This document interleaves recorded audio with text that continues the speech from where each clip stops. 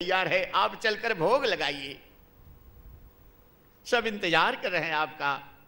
भगवान कहे, धृतराष्ट्र, भाई का हक हड़प करने वाले, दूसरे का हक हड़प करने वाले जो लोग होते हैं वो महापापी होते हैं। उनका भोजन क्या, उनका जल भी पीना नरक में ले जाता है, महापाप लगता है। ऐसा तुम्हारा भाई का हक हड़प करने वाले, तुम्हारा ये 56 प्रकार का भोग और तुम्हारा जल अपने पास रखो, न मुझे प्यास लगी न मुझे भूख लगी। सबसे बड़ा पाप है जो किसी का हक हड़प करे, और भाई का हक हड़प करे सबसे बड़ा पाप है। नरक में जाना पड़ता है उसे। भगवान कृष्ण कहते हैं कि उसके घर का पानी पीना भी महापाप है।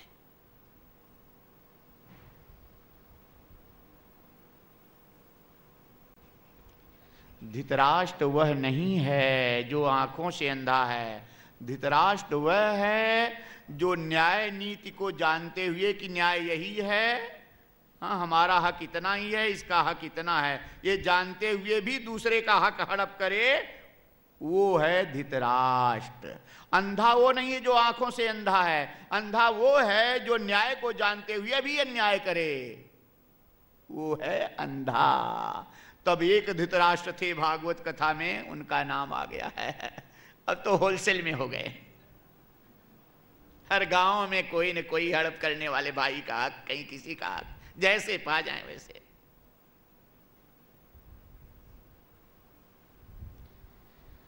ऐसे धृतराष्ट्र जैसे दुर्गुण अगर किसी के अंदर यहां भक्तगणों में हो, जो श्रोतागण यहां बैठे हैं, आप कथा सुन रहे हैं इस भागवत कथा को, यदि किसी भाई का हक हड़प किए हो या किसी का दूसरे का हक हड़प किए हैं, तो आप यदि भागवत कथा का सुंदर फल लेना चाहते तो आज संकल्प कर लें कि उसका वापस कर देंगे, अपने हक का रोटी खाएंगे, अपने हक की कमाई को खाएंगे। तो आपने भागवत कथा सही सुनी, नहीं तो रोज सप्ताह सुनो, रोज करवाओ, क्या फायदा। हाथी की तरह स्नान किया तालाब में, बाहर निकला धूल उड़ा लिया।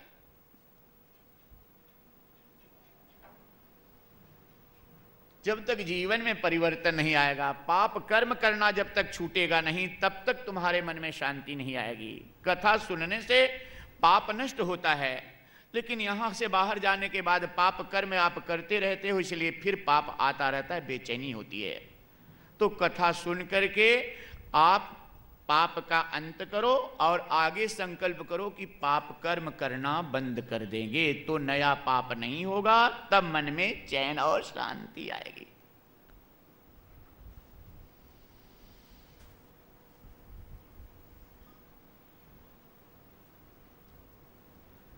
ऐसे यहां कोई भक्त होंगे तो बुरा नहीं मानेंगे। यदि आप लोगों को हम लोग नहीं फटकारेंगे, नहीं कहेंगे, तो कहेगा कौन? अगर हम संकोच करें किसी सही बात को कहने के लिए तो कहेगा कौन? और संतों को चाहिए भी, गुरु को चाहिए भी कि संकोच किए बिना जो सही बात है उसको बता दें ठीक से, ताकि तुम्हारा कल्याण हो। क्योंकि जैसे बच्चे के हाथ में यदि फोड़ा हो गया है, हाँ पीप उसमें हो गई है, और माता पिता यदि सोचें कि इसका ऑपरेशन कराने पे बहुत रोएगा, ऑपरेशन कराने न ले जाएं तो उसमें कैंसर हो सकता है, वो बच्चा मर सकता है। रोने की परवाह किए बिना अगर माता पिता ऑपरेशन करा के, फोड़े को साफ करा के, बार बार पट्टी और घाव को ठीक करा देते हैं, तो आगे बच्चा बचकर ठीक हो जाएगा। इसलिए संत गुरु को चाहिए कि तुम्हारे रोने की परवाह किए बिना, कि तुमको अच्छा लगेगा कि बुरा, सही बात बता करके तुम्हारा कल्याण कर लें कि अभी सावधान हो जाओ, अभी समय है, जीवन थोड़ी आयु है। अगर कहीं बेईमानी किए हो, अगर किसी का हक हड़प किए हो, तो निसंकोच बेइज्जती की मत सोचो कि कैसे मैं झुकूं, दे दो भैया। अब तक नहीं जानते थे, लेकिन मैं कथा सुन करके मेरी आंखें खुल गई भैया। तुम्हारा हक तुम्हारे पास लो, मैं अपने हक की रोटी बस बहुत है। क्योंकि सूर्योदय से सूर्यास्त तक राज्य था, बादशाह सिकंदर का। आप सुने थे कि कमी क्या थी सिकंदर को, सभी हाली मुहाली थे, किया जब कूच दुनिया से तो दोनों हाथ खाली थे।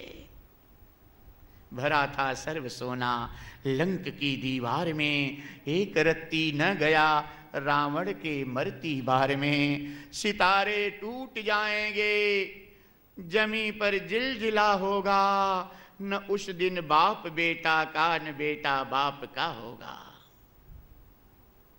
इसलिए कबीरा सो धन संचिए, जो आगे को होए, सर पर बांधे गाठरी, जात न देखा कोई। ये घड़ी की सुई तो बहुत जल्दी अपने जगह पे पहुंच जाती है।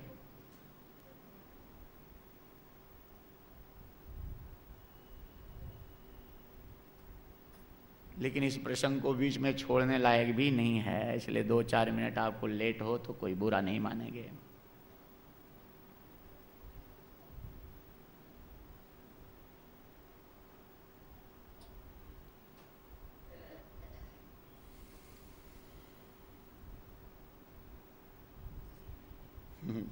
भगवान कृष्ण के पास जाकर स्तुति करने लगे। गुरु द्रोणाचार्य, कृपाचार्य, वेद पाठी ब्राह्मण की, प्रभु आखिर भोजन का समय हो गया है, यहां अगर भोजन नहीं करेंगे तो आज हमारी कुटिया पवित्र कर दें, आपका जूठन आज हमारे घर में गिर जाए, प्रभु हमारा जीवन धन्य हो जाए। भगवान कृष्ण कहे नहीं, आज तो हम किसी के यहां नहीं जाएंगे, आज तो हम विदुर चाचा के यहां जाएंगे। जय हो, जय हो। सारे वेद पाठी विद्वान गण जय जयकार करने लगे कि आज प्रेम जीता, आज भक्ति जीती, आज हम ज्ञान और वेद पाठी ब्राह्मण सब हारे।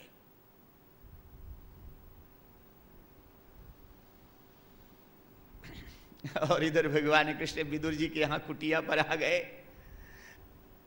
और विदुर विदुरानी दरवाजा बंद करके व्याकुल होकर के कीर्तन गा रहे हैं, रो रहे हैं, प्रभु को आर्त भाव से पुकार रहे हैं। श्री कृष्ण गोविंद हरे मुरारी,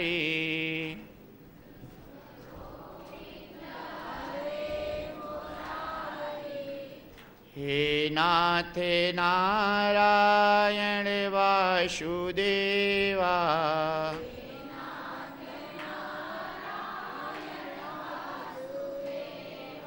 श्री कृष्ण गोविंद हरे मुरारी,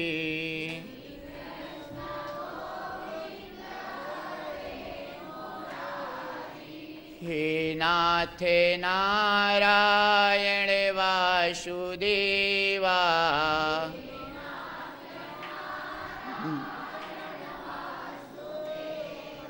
श्री कृष्ण गोविंद हरे मुरारी,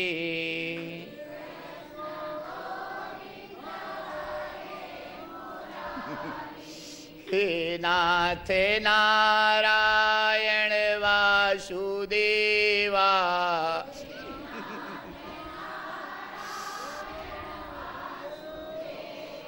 श्री कृष्ण गोविंद हरे मुरारी,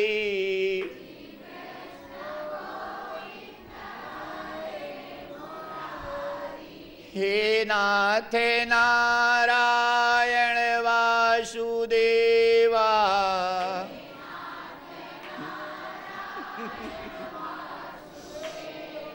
श्री कृष्ण गोविंद हरे मुरारी,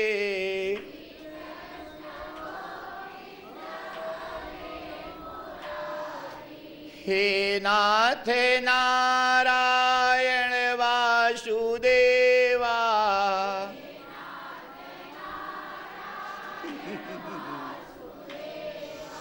श्री कृष्ण गोविंद हरे मुरारी,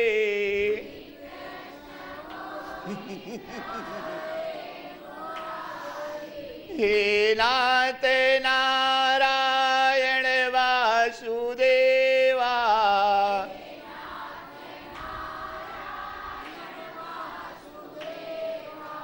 श्री कृष्ण गोविंद हरे मुरारी, हे नाथ नारायण वासुदेवा। और नेत्रों से झरझर आंसू, व्याकुलता प्रभु के दर्शन के लिए कि हे प्रभु दर्शन दो, अब दर्शन दो प्रभु, दर्शन दो।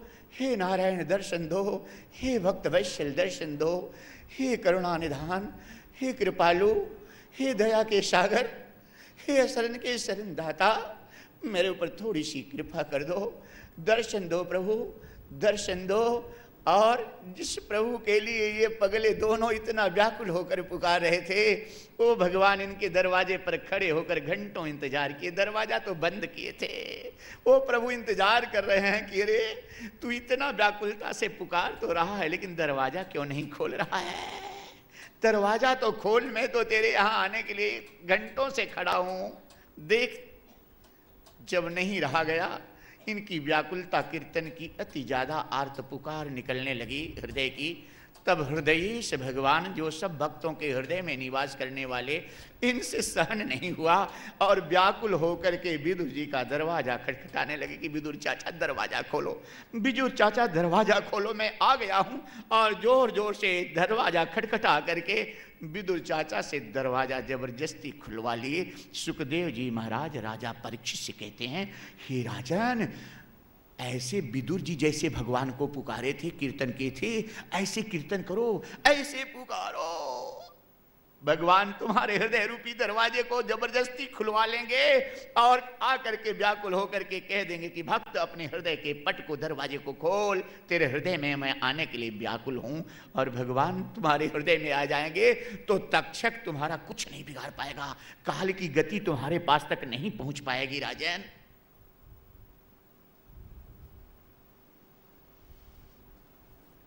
ऐसे सरल सरल उपाय, सरल सरल साधन इस मृत्यु से बचने के लिए, अमर होने के लिए, संसार सागर से पार जाने के लिए, भगवान को पाने के लिए भागवत में बताए गए हैं कि विदुर जी की तरह हृदय से अगर कोई जब तक पूजा नहीं बनता तो हृदय से प्रेम से विदुर जी की तरह भगवान को पुकारना तो जान सकते हो, इतना तो कर सकते हो। पुकार कर एक बार देखो, भगवान आकर तुम्हारे हृदय के दरवाजे को जबरदस्ती खुलवा लेंगे।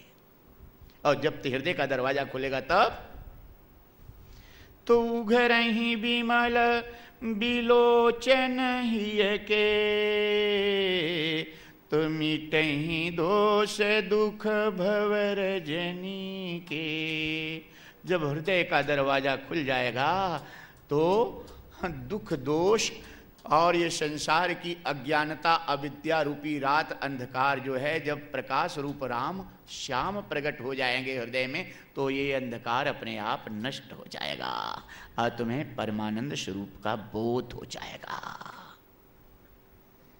भगवान कृष्ण दरवाजा खोलने पर विदुरानी को भरोसा ही नहीं हो रहा है, विदुर जी को भरोसा नहीं कि प्रभु मेरे यहाँ आए।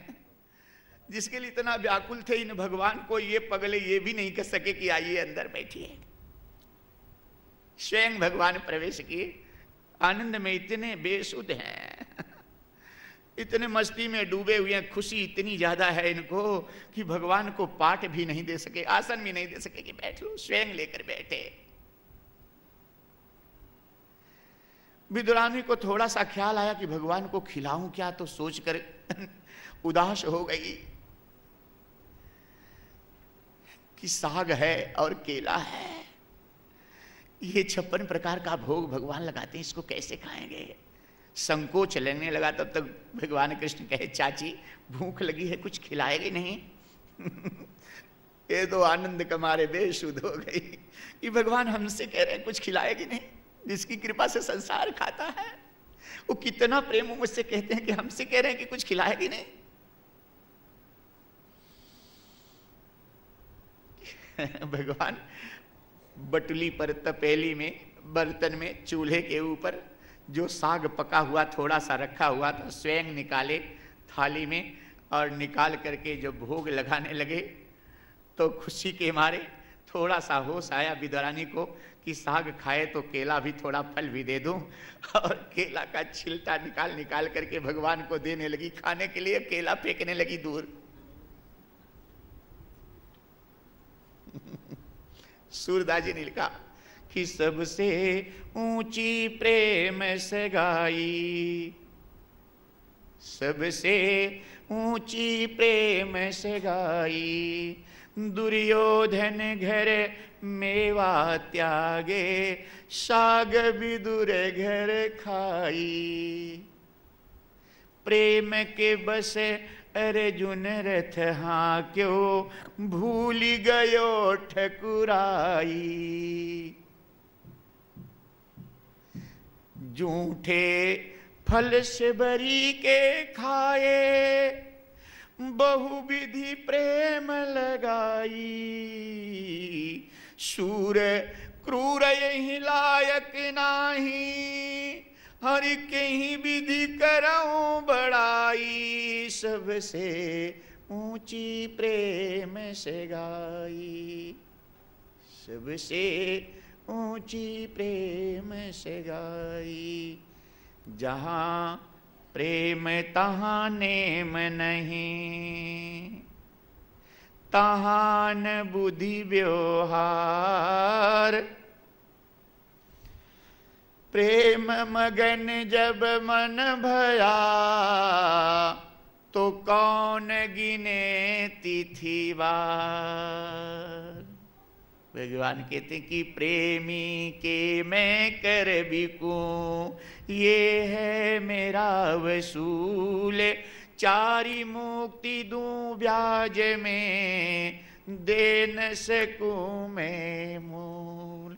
सियावर रामचंद्र की।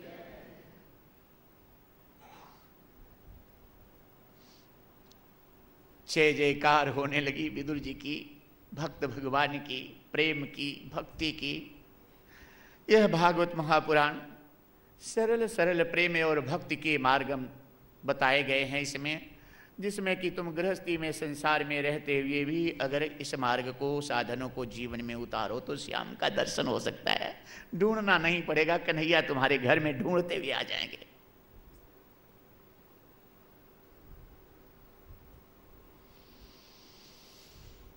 आइए, आज की कथा का समय पूरा हो चुका है, कुछ ज़्यादा समय भी हो गया है, इसलिए यहीं वाणी को विराम देते हैं। आगे की कथा शाम को 3 बजे से 6 बजे तक आपको सुनाएंगे।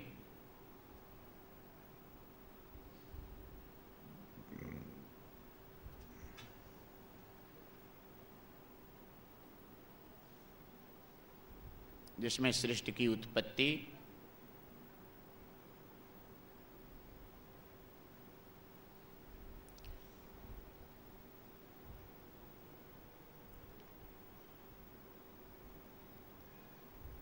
किस तरह से कैसे हुई, ब्रह्मा जी की उत्पत्ति कैसे हुई और कैसे सृष्टि की रचना किए, और सृष्टि की रचना में किसकी कैसे कृपा प्रभु की प्राप्त किए ब्रह्मा जी,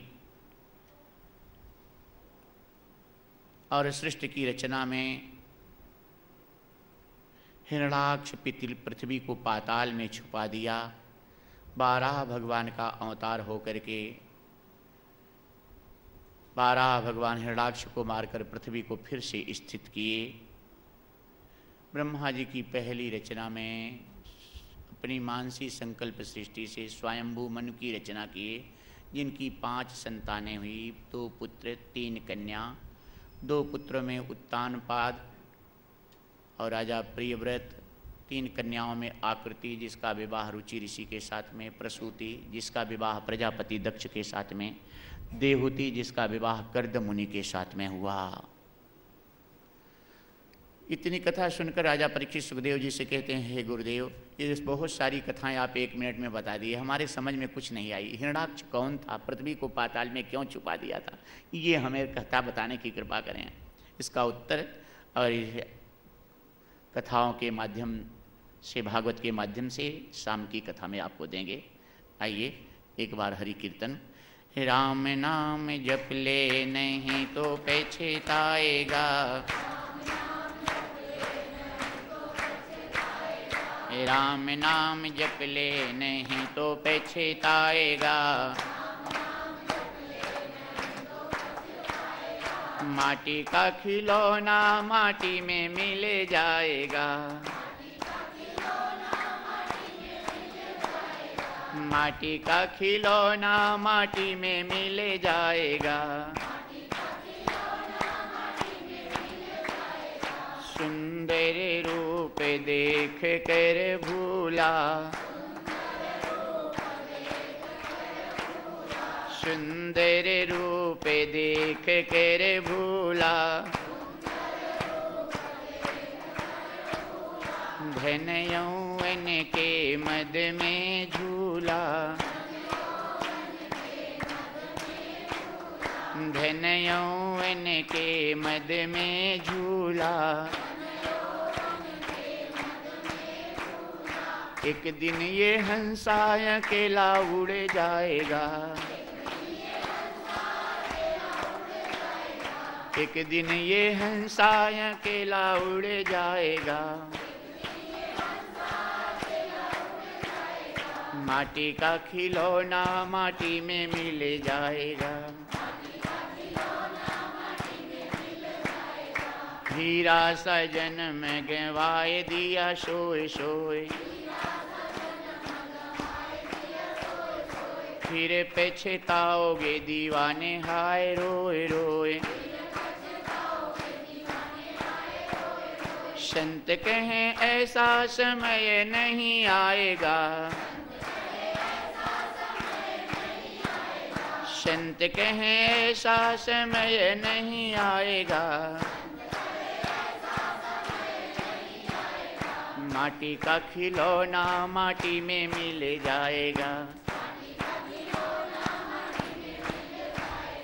हीरा जवाहर की माला तुम्हारी, मखमल के गद्दे और रेशम की साड़ी, हैट सूट बूट सब यहीं पे छूट जाएगा, हैट सूट बूट सब यहीं पे छूट जाएगा, माटी का खिलौना माटी में मिल जाएगा।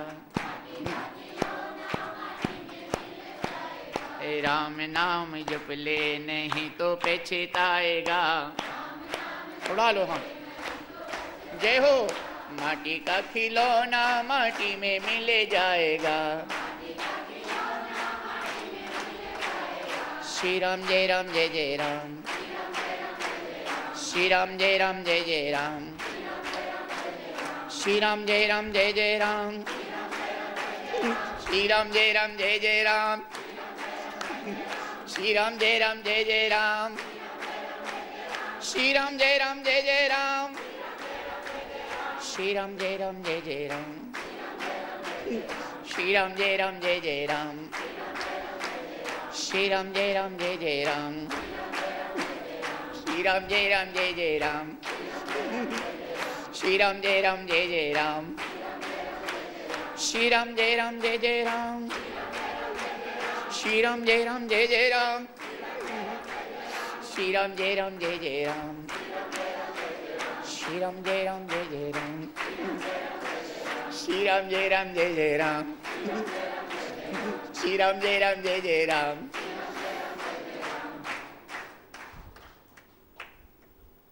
प्रेम से बोले सच्चिदानंद घन भगवान की। सत्य को छुपाया गया, झूठ समझाया गया, अंत में बताया गया क्या क्या सत्य है।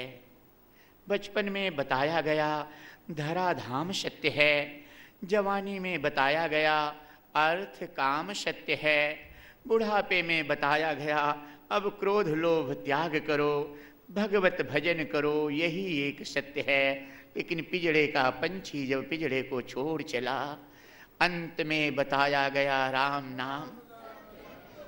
भक्तगण, अंत में राम नाम सत्य से नाता लगना ही है। अभी से सजग हो जाओ, अभी से सावधान हो जाओ, अभी से इस राम रस में डूब जाओ, श्याम रस में डूब कर अपना कल्याण कर लो, क्योंकि बीती जा रही हैं ये अनमोल श्वासें, जो कुछ बची है उसी को बचा ले। तो आइए आरती कर लेते हैं, क्योंकि ज़्यादा समय हो रहा है।